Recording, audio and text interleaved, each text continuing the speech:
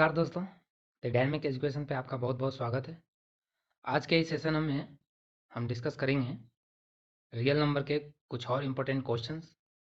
Part 5 में हमने already approx 11 या 12 क्वेश्चन हमने डिस्कस किए हैं। सो कुछ और इम्पोर्टेंट क्वेश्चन आज हम देखेंगे और फिर हम इसे ख़त्म करेंगे रियल नंबर को, और फिर हम नेक्स्ट चैप्टर स्टार्ट करेंगे प्रोबेबिलिटी। ओके, सो प्रोबेबिलिटी एक इंटरेस्टिंग टॉपिक है, और यदि आप उसे एक रियल लाइफ से कनेक्ट करके देखते हैं तो आपको बहुत ज़्यादा इंटरेस्ट आएगा। सो हम सोचे पहले कि पॉलिनोमियल पढ़ा दें, लेकिन आप पॉलिनोमियल तो देखो, फिर भी बच्चा क्या होता है कि पहले कुछ ना कुछ उसके बारे में जानता है। प्रोबेबिलिटी आपके लिए एक नया टॉपिक होगा, ठीक है। सो मैं ये चाह रहा हूँ कि सबसे पहले आपको प्रोबेबिलिटी अच्छे से समझा दिया जाए ताकि आप उस पर प्रैक्टिस करते रहें। ओके, सो स्टार्ट करते हैं आज इस सेशन को एक क्वेश्चन के थ्रू। तो मैं यहाँ क्वेश्चन नहीं लिखा हूँ, बस मैं आपको क्वेश्चन समझाऊंगा, ठीक है। उसके बाद आपको अटेंड करना है, क्योंकि क्वेश्चन है काफ़ी लंबा कहानी की तरह, बट काम का चीज़ जो है उसमें से 2 ही पॉइंट है, तो उस 2 पॉइंट को हम बताते हैं। क्वेश्चन है, क्वेश्चन नंबर फर्स्ट आपको दिख रहा है? यस, क्वेश्चन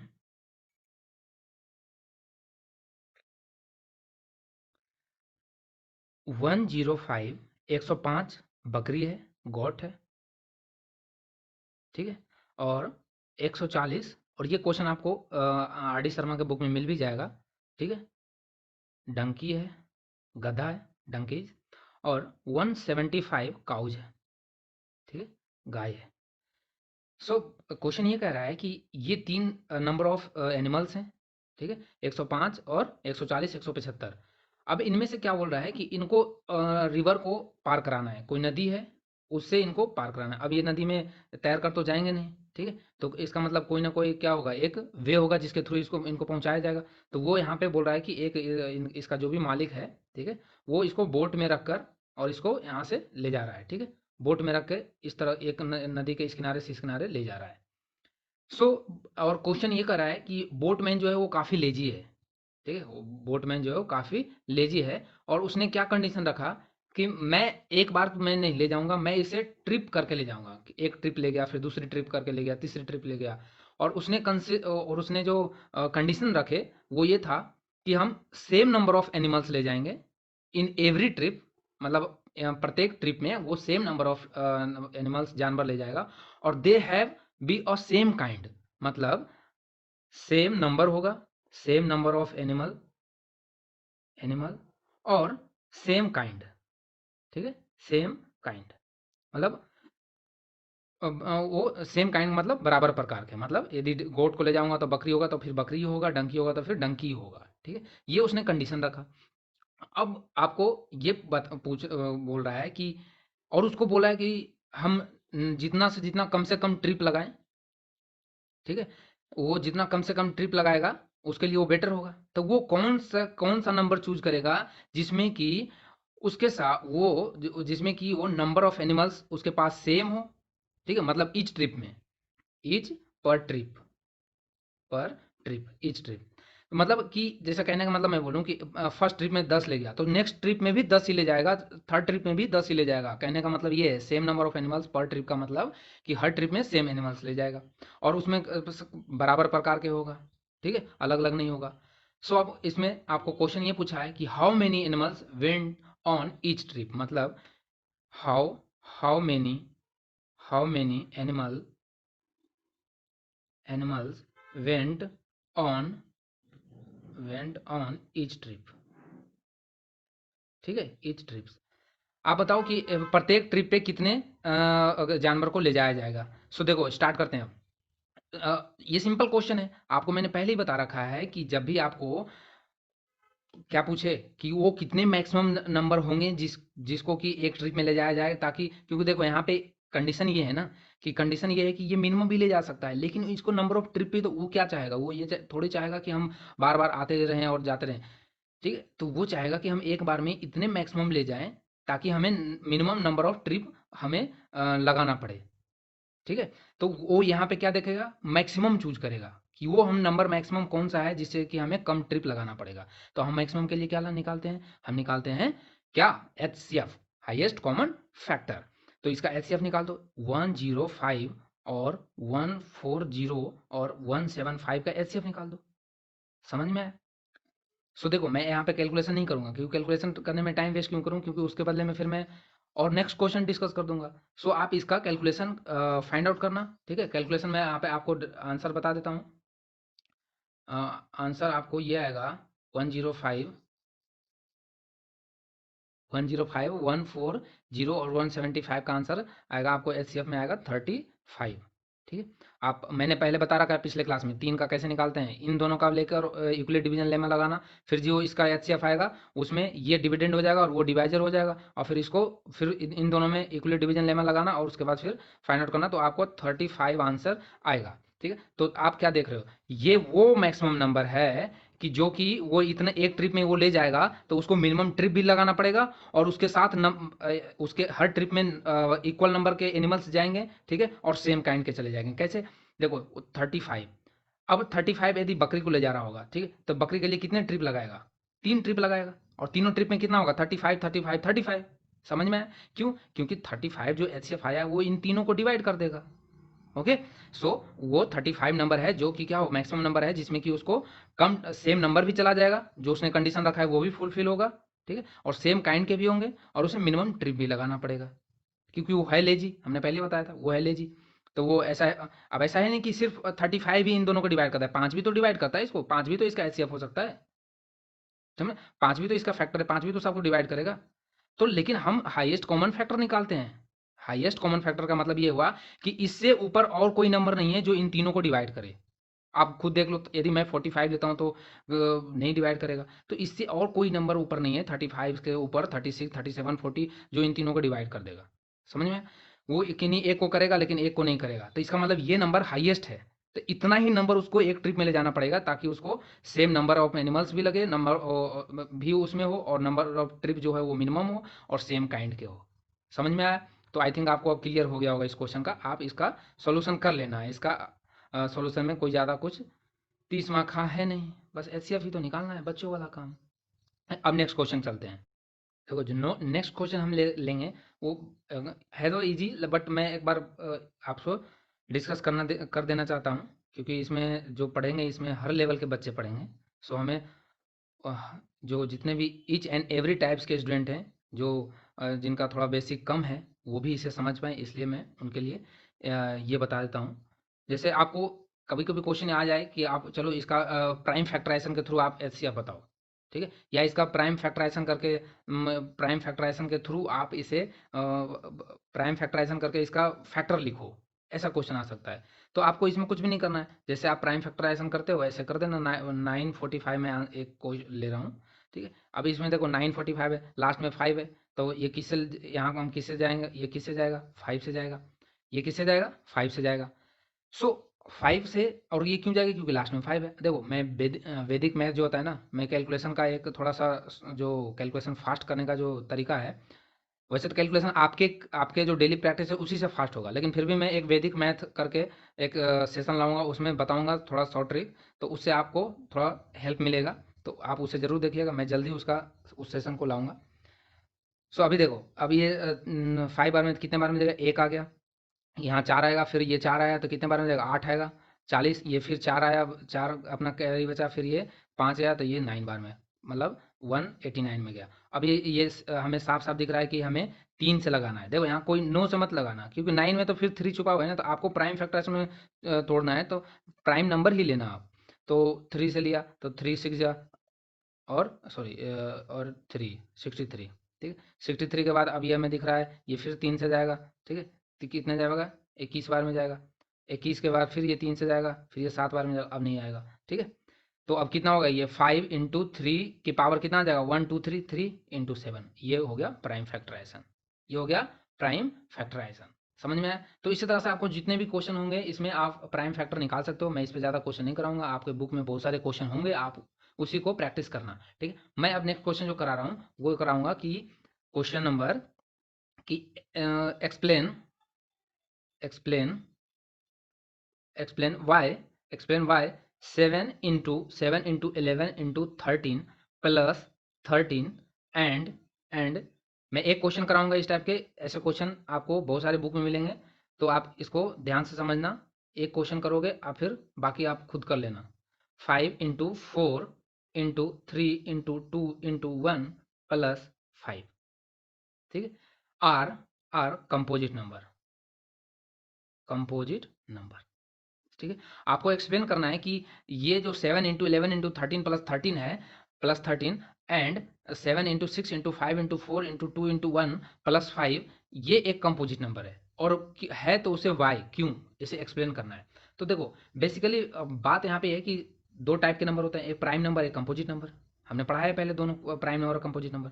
सो हम ये जानते हैं कि प्राइम नंबर का क्या होता है डेफिनेशन। प्राइम नंबर का डेफिनेशन होता है कि जो जिसका फैक्टर सिर्फ 1 हो और इटसेल्फ हो। लेकिन कंपोजिट नंबर क्या है कि अदर देन 1 एंड इटसेल्फ, मतलब देखो कंपोजिट नंबर को भाज्य संख्या और प्राइम नंबर को अभाज्य संख्या बोलते हैं, ठीक है।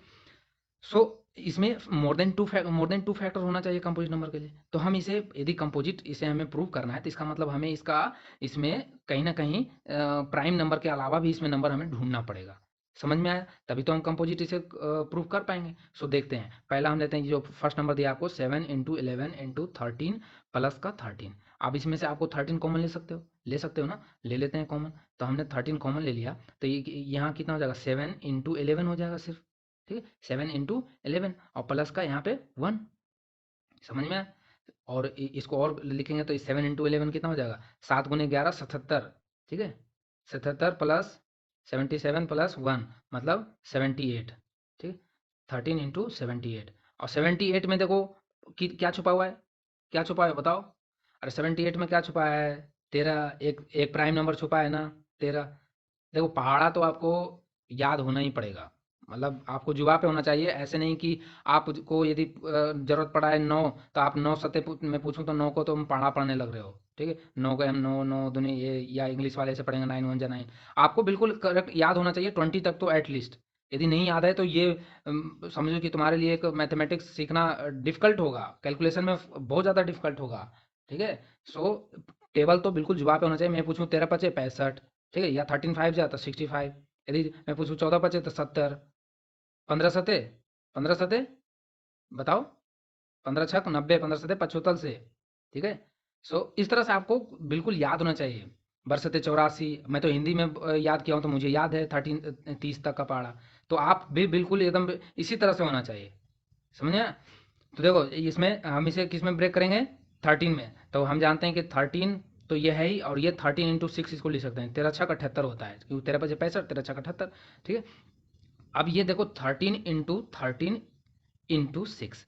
अब आपको क्या दिख रहा है यहाँ पे कि क्या ये कंपोजिट नंबर नहीं है, क्या ये कंपोजिट नंबर नहीं? क्या हमने बोला था, कंपोजिट नंबर का डेफिनेशन है कि एक और इटसेल्फ तो होगा ही उसका फैक्टर, क्योंकि कोई भी नंबर होगा वो कंपोजिट हो या प्राइम हो, उसका एक और इटसेल्फ तो फैक्टर हमेशा सबका होता है। लेकिन कंपोजिट वो नंबर हो जाता है जो एक और इटसेल्फ के अलावा, खुद के अलावा भी उसके फैक्टर हो जाए तो वो कंपोजिट बन जाता है। तो यहाँ पे 13 तो क्या है, 13 एक प्राइम नंबर है, ठीक। लेकिन इसमें एक और छुपा है ना, ये नंबर जब इंटू में मल्टीपल में है, ये नंबर इंटू में मल्टीपल में नंबर है, तो इसका मतलब 6 है। और 6 में एक फैक्टर और क्या है, 6 में 3 है, 2 है, इसके 2 फैक्टर हो गए ना, तो मोर देन 2 फैक्टर हो गए यहाँ पे। अब मोर देन 2 फैक्टर मतलब ये क्या है, कंपोजिट नंबर है, कंपोजिट नंबर। समझ में आया? आई थिंक आपको समझ में आ गया होगा, ठीक है। अब आते हैं, देखो कहीं भी कोई भी समस्या हो ना, आप सीधा मुझे कमेंट में करो, ठीक है। कमेंट में लिखो कि हमें ये टॉपिक नहीं समझ में आया। कुछ बच्चे, मैंने कमेंट देख रहा था कि सर ये हमको, मुझे तो समझ नहीं आया। अरे वो वीडियो था क्लासिफिकेशन ऑफ नंबर। तो मैंने, आप टॉपिक बताओ कि सर हमें ये नहीं समझ में आया, हमें आपने ये जो डेफिनेशन बताया हम दोबारा रिपीट करने के लिए तैयार हैं उसे। अरे हम पढ़ा रहे हैं तो ऐसे नहीं कि हम यूट्यूब पे आप वीडियो डाल रहे हैं कि आपको समझ में नहीं आया, हम समझने के लिए ही, समझाने के लिए ही वीडियो डाल रहे हैं, समझ में आया? सो यदि किसी को नहीं समझ में आता है तो आप क्लियरिफिकेशन करो, जस्ट आप खाली इसे नहीं लिखो हमको तो समझ में आ रहा है। इससे क्या होता है, एक इंसान का जो मेहनत कर रहा है, ये कैमरे के पीछे जो मेहनत कर रहे हैं हम, उसके फिर कॉन्फिडेंस लेवल थोड़ा सा डाउन होता है कि मैं पढ़ा रहा हूँ, बच्चों को समझ नहीं आ रहा है, और मुझे पता है कि वो पूरा वीडियो नहीं देखा होगा, ठीक है। लेकिन हमें उस इससे कॉन्फिडेंस हमें कोई भी डाउन करने की ज़रूरत है नहीं, ठीक है, क्योंकि बहुत सारे बच्चे हैं जो उससे फ़ायदे उठा रहे हैं। सो जी मैं बस ये सजेशन देना चाहता था कि कोई यदि किसी भी स्टूडेंट को नहीं समझ में आ रहा है तो आप मेंशन कर दो टॉपिक कमेंट में कि हमें ये नहीं समझ में, मैं उसको नेक्स्ट वीडियो में ज़रूर रिपीट करूँगा। और यदि नहीं रिपीट किया तो फिर आप नेक्स्ट वीडियो में कमेंट करना, ठीक है। सो आप ऐसे मत लिख दिया करो कि हमको तो कुछ ही नहीं समझ में आया, समझे। सो अब यहाँ देखते हैं, तो ये कंपोजिट नंबर हो गया। अब ये एक नंबर है 7 into 6 into 5 into 4 into 3 into 2 into 1, ठीक है, और प्लस का 5। अब इसमें से देखो फिर 5 कॉमन लोगे, और 5 कॉमन लोगे ना, जब 5 कॉमन लोगे तो ये अंदर में मल्टीपल होगा, और अंदर मल्टीपल करोगे तो इसमें हम यहाँ पे मल्टीपल कर रखे हैं, तो ये जब इसका 7 into 6 into 4 into 3 into 2 multiple करोगे और उसमें 1 ऐड करोगे तो ये आ जाएगा तुम्हारा 1009, 1009, ठीक है। अब 1009 क्या है, 1009 आपका तो क्या है, एक प्राइम नंबर है, 1009 is a prime number. And और इसमें और ये वो क्या रख रहा है, 5 एक उसके साथ क्या है, फैक्टर है। तो इसका मतलब ये है कि इसका मतलब ये है कि 5 एक प्राइम नंबर है, मतलब इसके खुद के, ये खुद का और एक तो इसका फैक्टर है। और इसमें क्या है, इसमें इसमें आपको जब इसको ब्रेक करोगे तो इसको ब्रेक करके कैसे लिखोगे, बताओ कैसे लिखोगे। तो हम इसे ऐसे नहीं लिख सकते, 5 इंटू 101 इंटू 9, 101 इंटू 9 नहीं सॉरी 101 इंटू 9 में तो फिर ये कितना होगा, 909, 909 ही रहेगा, ठीक है। इसको हम ऐसे नहीं, इसको ऐसे लिखो, देखो इसको इसको तुम ऐसे समझो, इसको ऐसे लिखने की कोशिश ना करो, इसको छोड़ो। हम इसे ब्रेक करके नहीं लिखते हैं, हम इसको इस तरह समझते हैं। हमें इसको कंपोजिट नंबर शो करना है ना, हमें इसे कंपोजिट नंबर दिखाना है ना, तो कंपोजिट नंबर दिखाने के लिए हमें सिर्फ वन और इटसेल्फ के अलावा एक फैक्टर चाहिए। तो जब भी आप इसको, ये क्या है मल्टीपल में, जब मैं बोलूँ कि 9 और इंटू 5 से यदि मैं कोई मल्टीपल बोल रहा हूँ आपको, 9 इंटू 5, तो 9 और इंटू 5 का मतलब क्या है कि ये 5 से भी जाएगा और ये 3 से जाएगा और ये 9 से भी जाएगा, समझ में आया। तो इसका मतलब यहाँ भी तो यही है कि जब आप, आपको दिख रहा है, यस, जब भी आप 5 से, जब ये 5 इसके साथ मल्टीपल में जाएगा तो इसका मतलब इसका जब इससे डिवाइड करेंगे तो ये किससे किससे कंप्लीट डिवाइड होगा, देखो इसका जब मल्टीपल करोगे तो ये 9 5 जब 45 होगा तो लास्ट में क्या आएगा, 5 आएगा, और मतलब 5 आ रहा है, इसका मतलब 5 से डिवाइड, मतलब इसका 5 भी फैक्टर है, ठीक है। और ये एक प्राइम नंबर है और ये भी एक प्राइम नंबर है, तो मतलब ये 1009 से भी जाएगा और 1 से भी जाएगा, तो मोर देन 2 हो गया ना इसका फैक्टर, मोर देन 2 फैक्टर हो गया।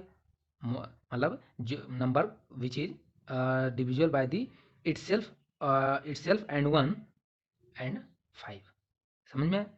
सो इसका मतलब ये एक कंपोजिट नंबर है, okay.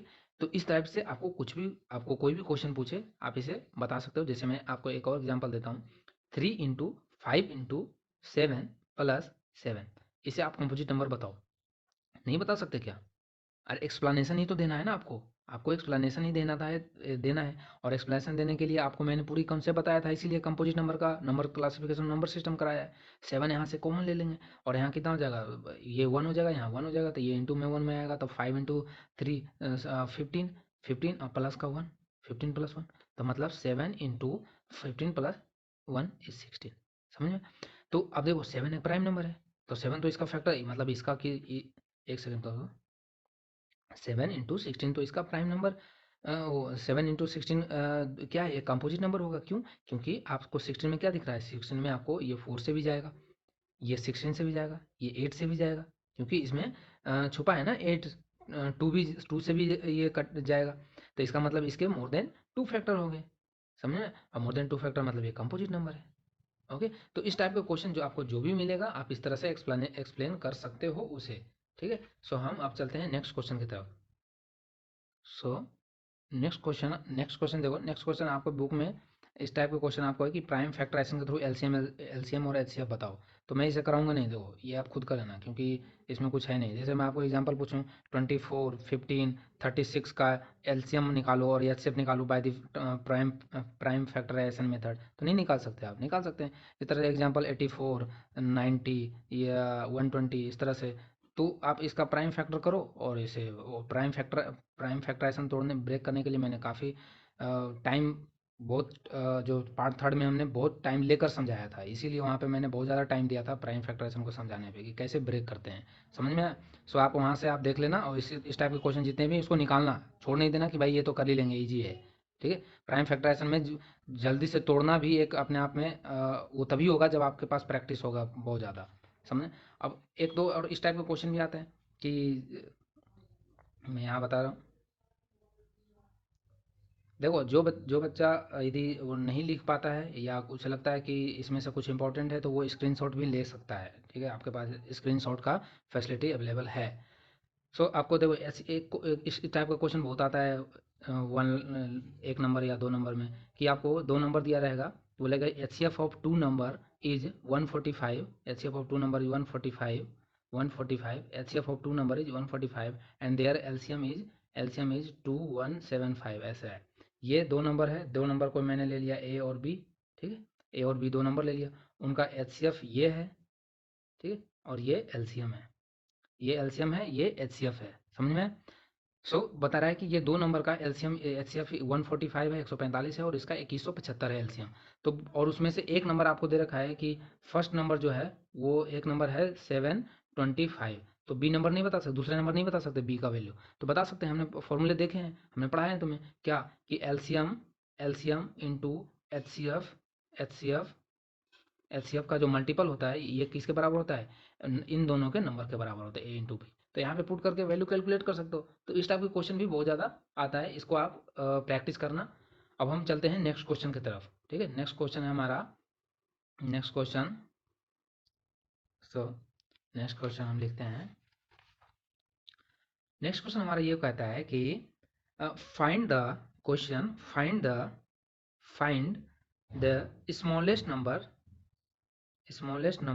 Find the smallest number which when increase by 17, जो देखो मैं यहाँ पे शॉर्ट ऐसे लिख रहा हूँ जल्दी में, मैं इसलिए समझा भी रहा हूँ ताकि आप इसे मैं इस पे लिखने में टाइम ज़्यादा नहीं दूँ। इज एग्जैक्टली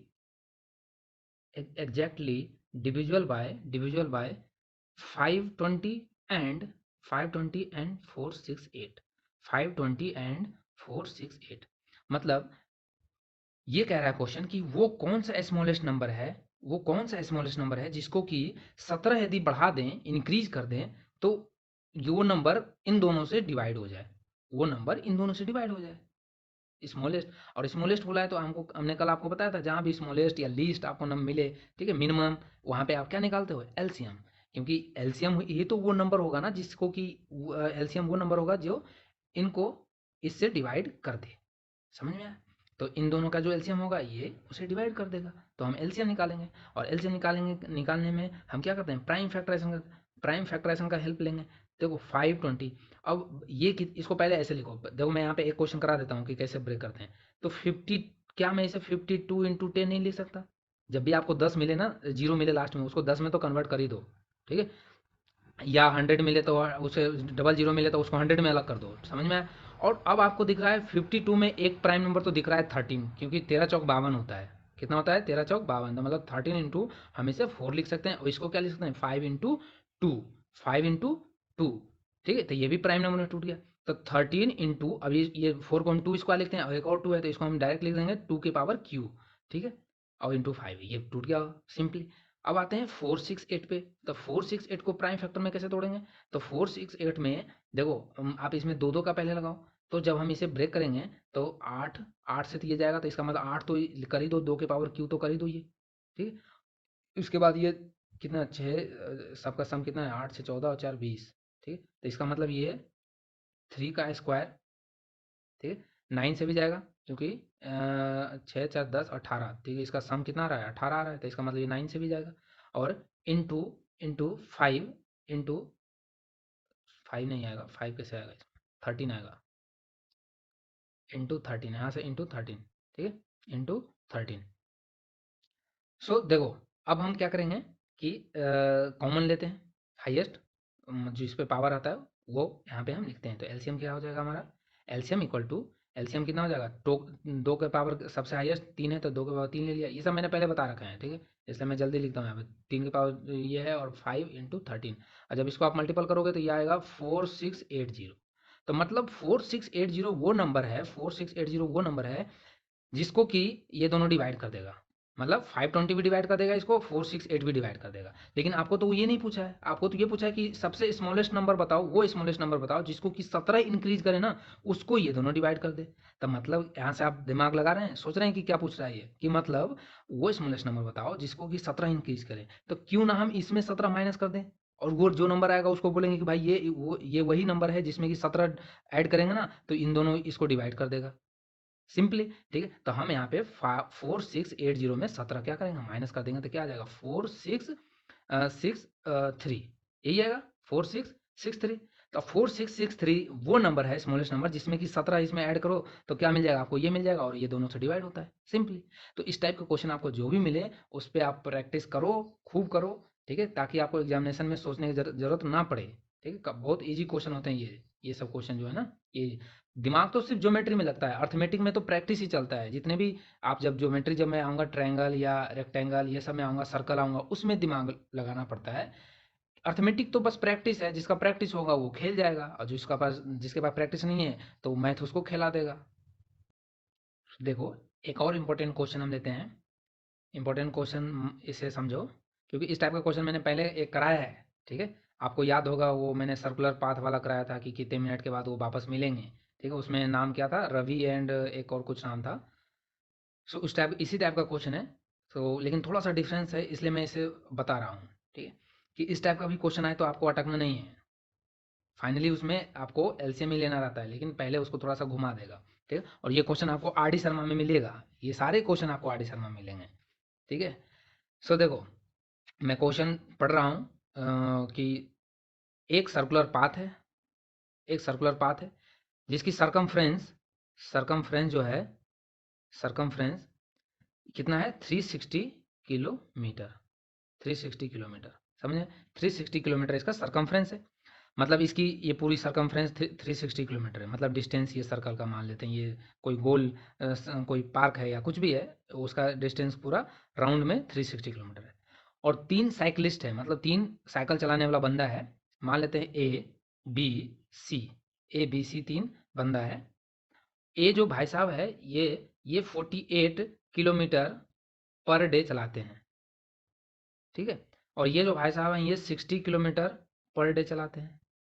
और ये भाई साहब 72 किलोमीटर पर डे चलाते हैं, समझ में आया। तो आपको पूछा है इसमें इस राउंड फील्ड के चलाते हैं, तो बताया, पूछ रहा है कि बताओ कि when will they meet again, जब एक कहीं से यहाँ से स्टार्टिंग पॉइंट से ये तीनों चले होंगे, तो बताइए कि वो टाइम कब होगा अगेन, दूसरा टाइम कब होगा जहाँ पे वो एक साथ होंगे तीनों, ये तीनों ए बी सी। कैसे करेंगे, हमने पिछला क्वेश्चन कराया था ना, बहुत बारीकी से मैंने समझाया था, 3-3 मेथड से समझाया था।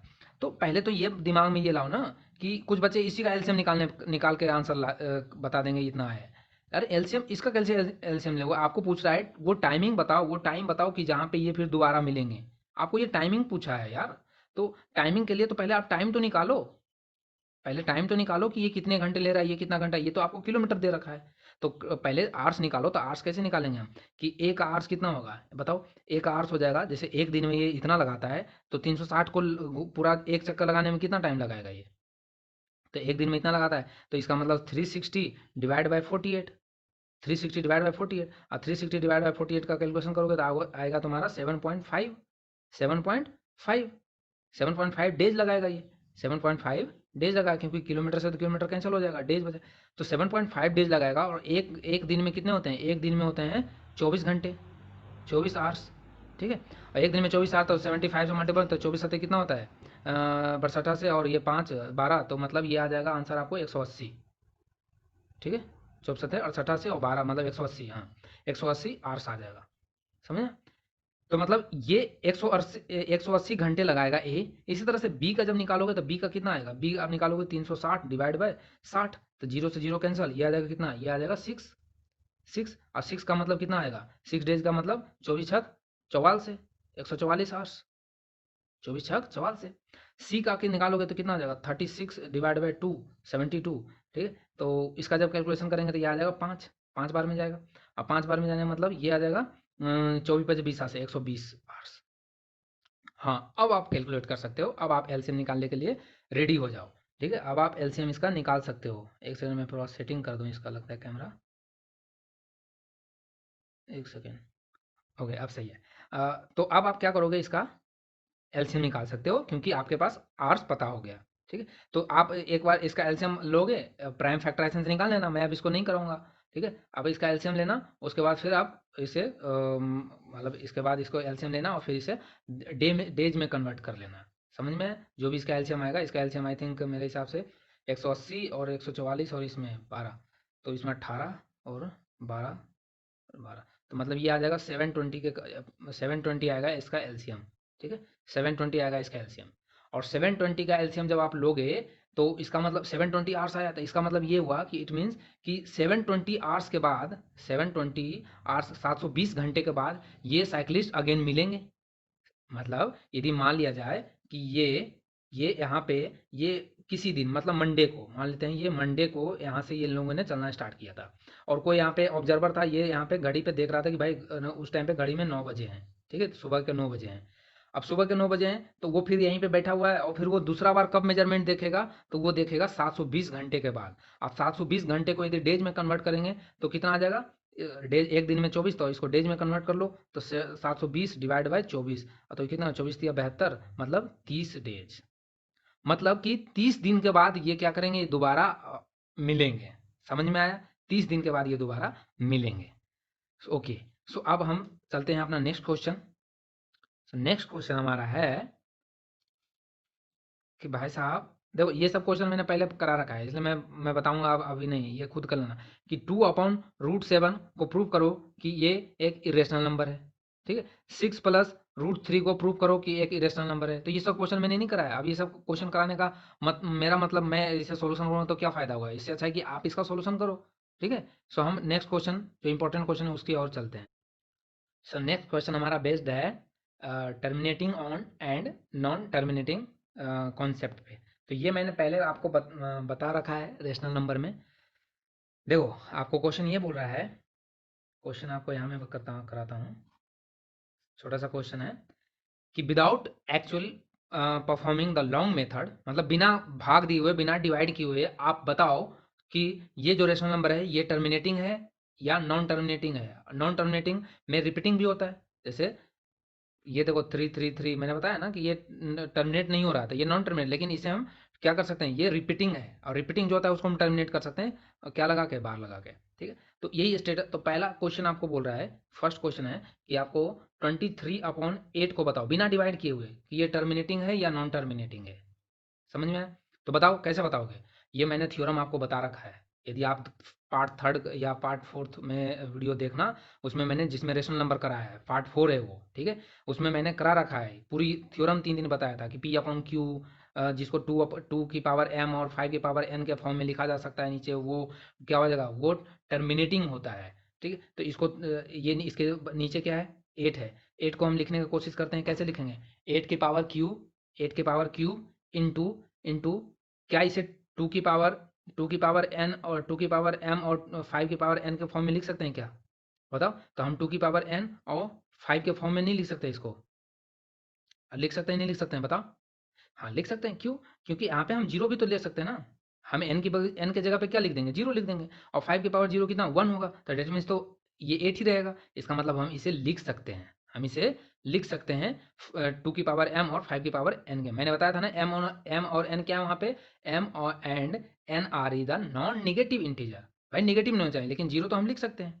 समझ में आया, सो इसको हम इस फॉर्मेट में लिख सकते हैं। तब दैट मीन्स ये हुआ कि डिनोमिनेटर जब इस फॉर्मेट में लिखा जाता है तो वो कैसा होता है, वो टर्मिनेटिंग होता है। ये मैंने पहले ऑलरेडी थ्योरम बता चुका है और प्रूव कर चुके हैं। आप इसे पहले उसको देखना, रिवाइज करना। ठीक है, आपको जितने भी क्वेश्चन करा रहे हैं उसका कॉन्सेप्ट मैंने पहले ही डिस्कस कर दिया। मेरा पढ़ाने का तरीका इसीलिए थोड़ा सा मैं अलग पढ़ाता हूँ कि अ, मैं पहले कॉन्सेप्ट सारे डिस्कस करना चाहता हूँ, फिर मैं क्वेश्चन पे आना चाहता हूँ। और जब मैं क्वेश्चन पे आता हूँ तो फिर एक ही क्वेश्चन में बहुत सारे कॉन्सेप्ट लाने की कोशिश करता हूँ, सम अप करना चाहता हूँ कि एक जगह आपको सम अप हो, ताकि पता चले कि ये क्वेश्चन ऐसे सॉल्व होता है, ये क्वेश्चन ऐसे सॉल्व होता है। समझ, फिर आप उसे एक बार आपको जब समझ में आ गया फिर तो आप कुछ भी कर सकते हो, कुछ भी करने का मतलब मैथ सॉल्व कर सकते हो। समझ में आया, तो देखो आपको एक एग्जांपल और देता हूँ मैं, 125/441 है। ठीक है, 125/441 है, तो क्या इसे हम टर्मिनेटिंग बोले या नॉन टर्मिनेटिंग बोले, बताओ क्या होगा। 144 है, तो 144 को क्या इसमें आपको 2 की पावर दिख रहा है कहीं भी, अरे आपको ये भी तो दिखना चाहिए ना कि ये क्या, इसको 2, इसके जो पावर हम ब्रेक करेंगे तो इसमें 2 तो आ ही नहीं सकता, ये 2 तो आ ही नहीं सकता, क्योंकि ये क्या है, एक ऑड नंबर हमें दिख रहा है। समझ, तो हम 2 की पावर इसका जो मैं पावर लिखता हूँ ये आएगा 3 के पावर 2, 3 के पावर 2 इंटू 7 के पावर 2, 7 7 49, 49 और 6 करेंगे तो ये आ जाएगा। ठीक है, 49 नवा 49 को 9 बार मल्टीपल करें तो ये आ जाएगा। तो इस फॉर्मेट में 2 की पावर n और 2 की पावर m और 5 की पावर n के फॉर्मेट में नहीं लिखा जा सकता ये इसका डिनोमिनेटर। दैट मीन्स ये क्या है, this is the non terminating repeating decimal, non terminating repeating decimal. क्योंकि भाई ये तो है, ऐसा तो नहीं बोलेंगे ना कि ये सिर्फ नॉन टर्मिनेटिंग है। नॉन टर्मिनेटिंग का मतलब तो ये होगा कि वो इरेशनल नंबर हो जाएगा, और जबकि ये तो एक रेशनल नंबर है। तो हमको क्या बोलना पड़ेगा, इसे बोलना पड़ेगा नॉन टर्मिनेटिंग रिपीटिंग डेसिमल। समझ में आया? क्योंकि जो नॉन टर्मिनेटिंग होता है वो तो इरेशनल नंबर हो जाएगा, हमें बोलना पड़ेगा नॉन टर्मिनेटिंग रिपीटिंग। ठीक है, कि मतलब एक पॉइंट के बाद फिर क्या हो जाएगा, ये रिपीट करने लग जाएगा, जैसे मैंने 22.7 का डिवाइड करके दिखाया था। ठीक है, तो इस टाइप का ये मिलेगा आपको। जैसे एक और मैं आपसे पूछूं, 30 बताओ, 35/50 का बताओ, तो क्या 50 को 2 की पावर n और 5 की पावर m के फॉर्म में लिखूं? हाँ लिख सकते हैं। कैसे? देखो 2 की पावर 2 लिख सकते हैं, 2 की पावर 1 लिख दो, और यहाँ पे 5 की पावर 2 लिख दो, और पीछे 25, 25 और दूने 50। तो डेट मीन्स ये एक क्या है, टर्मिनेट है। ये कुछ पॉइंट के बाद जाकर टर्मिनेट हो जाएगा। समझ में आया? ये कुछ पॉइंट के बाद क्या हो जाएगा, टर्मिनेट हो जाएगा। तो इस तरह से आपको जब भी ऐसा क्वेश्चन है कि विदाउट लॉन्ग मेथड आपको बताना है, तो आप इस फॉर्मेट को चेक करोगे, उस थ्योरम को अप्लाई करोगे। ओके, सो आज के लिए हम इतना ही क्वेश्चन डिस्कस करेंगे। और भी इसमें क्वेश्चन बहुत सारे हैं, क्वेश्चन तो बहुत ज़्यादा है, लेकिन सारा का सारा सॉल्यूशन कराना मेरे लिए तो संभव है, मैं करा दूंगा। ठीक है, लेकिन आपके लिए वो हेल्पफुल नहीं होगा। सो जितने भी और क्वेश्चन हैं उसे आप अटेंड करें। नहीं समझ में आता है तो उसे एक बार आप कॉन्सेप्ट रिवाइज करें, उसके बाद भी नहीं समझ में आता है फिर आप मुझे कमेंट सेशन में बताएं, क्वेश्चन नंबर बताएं, मैं उसे डिस्कस कर दूंगा। ठीक है, सो आज के लिए इतना ही। फिर मिलते हैं हम प्रोबेबिलिटी के क्लास में। नेक्स्ट जो क्लास हम होगा वो प्रोबेबिलिटी होगा, जल्दी मिलेंगे हम। So thank you for watching dynamic education. This is Rohit signing off.